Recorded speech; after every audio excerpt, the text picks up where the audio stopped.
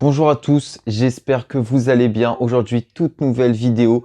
Souvent, on regarde un match ou un jeu sans forcément comprendre les règles, les points. Et c'est pour ça qu'aujourd'hui, je vais vous expliquer les règles d'un sport qui parfois peut être un peu compliqué, le tennis. Alors, le tennis, c'est assez simple, mais il faut être vraiment habitué à en regarder pour avoir bien les règles en tête, comprendre le système de points, parce que c'est vrai que quand on arrive, il y a un petit peu des points de partout, on comprend pas forcément le système de passer de 15 points à 30 puis à 40. Je vais tout vous expliquer aujourd'hui.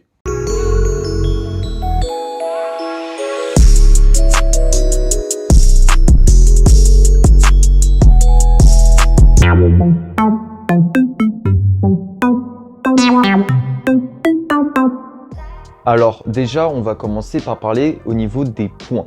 Alors c'est vrai qu'au tennis, souvent on le voit qu'il y a 15, 30, 40. Je vais un petit peu vous expliquer tout ça. Déjà, au tennis, il y a seulement 3 vrais points. Il n'y a pas le point 0. Donc le premier point possible à marquer, c'est 15. Le deuxième, 30. Le troisième, 40. Et lorsqu'on marque le quatrième point, c'est jeu. Alors je vous expliquerai un petit peu après ce que c'est le jeu. Par contre, au tennis, il y a la règle du point d'écart. C'est-à-dire qu'imaginons chaque joueur ait marqué 3 points. Donc il y a 40 de chaque côté. On dit qu'il y a 40 A. Donc ensuite, le prochain qui va marquer ensuite du 40 A, on va dire qu'il y aura avantage pour lui. C'est-à-dire qu'imaginons le joueur 1, le joueur 2, ils sont chacun à 40. On dit qu'il y ait 40 A. Mais si le joueur 1 met un nouveau point, on dit qu'il y a avantage.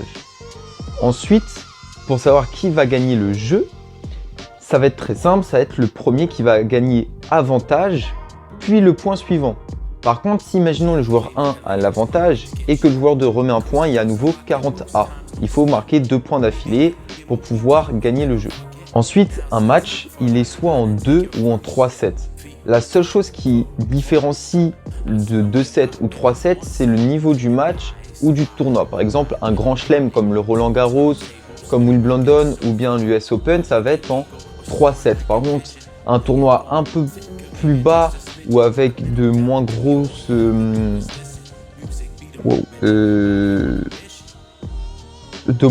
conséquences va être seulement en 2 sets. Alors c'est quand on va commencer à parler de sets que ça va vraiment devenir compliqué parce qu'il y a beaucoup de règles qui vont rentrer en jeu. Alors déjà, un joueur gagne un set s'il arrive à 6 jeux. 6 jeux, si vous avez bien compris tout à l'heure, ça va être le premier joueur qui va gagner 15, 30, 40.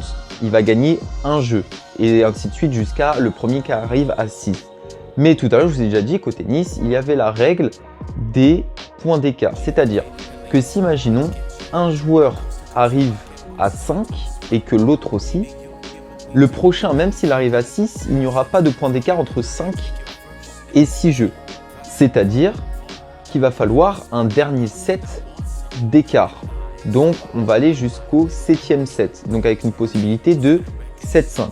Donc, normalement, si un joueur arrive à 6-7, il peut gagner 6-0, 6-1, 6-2, 6-3, 6-4. Mais à partir de 6-5, le score peut être soit de 7-5 ou 7-6. Alors 7-6, oui, à ce niveau-là, il n'y aura pas de point d'écart ou de set d'écart, mais il y aura bien quelque chose pour les départager. Ça s'appelle le tie-break. Donc le tie-break, c'est ce qu'on appelle le jeu décisif. Ça va permettre de départager entre les deux joueurs. Donc c'est très simple.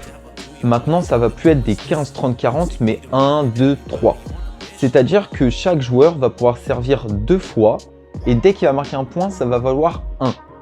C'est-à-dire que, imaginons le joueur 1, le joueur 2, chacun va servir et dès qu'il y en a qui gagne le point, c'est 1 point.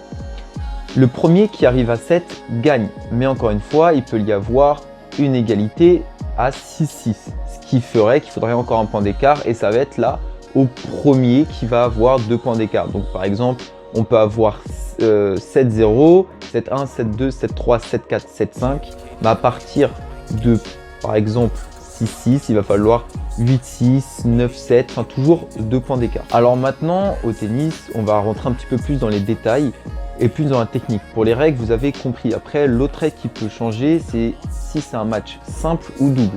Un match simple, c'est un joueur contre un joueur. et le double 2 joueurs contre 2 joueurs. La seule chose qui change, c'est au niveau du terrain. Alors sur ces deux petites colonnes-là, en simple, elles ne sont pas comptabilisées, ça veut dire que si la balle est dedans, c'est faute ou même sur la ligne, alors qu'en double, si la balle va dans ces petites colonnes, il y a point. C'est juste pour une question de taille, pour éviter que les joueurs se marchent dessus et qu'il y ait plus d'espace.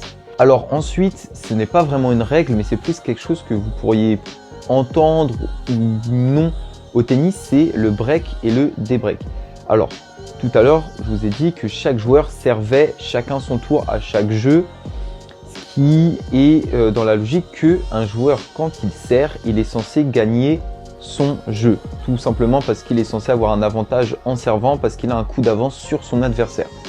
Sauf que parfois, ça ne se passe pas comme ça. Et heureusement, parce que si ça se passait comme ça, à chaque fois, on irait jusqu'au tie-break parce que un joueur sert l'autre aussi. Donc au final, on arriverait à chaque fois, il soit à égalité.